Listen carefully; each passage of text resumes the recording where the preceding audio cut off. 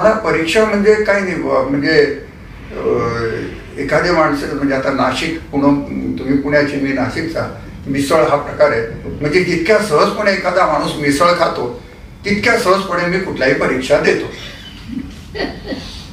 मला त्याचं कधीच टेन्शन नसतं. लहानपणापासून मला परीक्षेचं टेन्शन माहीत नाही, कारण रेग्युलर अभ्यासाच्या पलीकडे मी विचार करतो. ही आपली क्षमता आपल्याला त्याच्यातनं कळते आणि ही जेव्हा कळते आणि मला ती प्रेरणा घेऊन माझं मन त्याच्यातनं पॉवरफुल होतं. नाहीतर म्हणजे पापोहम पापकर्म जर म्हणायला लागलो काय मग सगळं निराशाच निराशा. आयुष्यात जीवनामध्ये चढ उतार येणारच आहेत, अनिवार्य.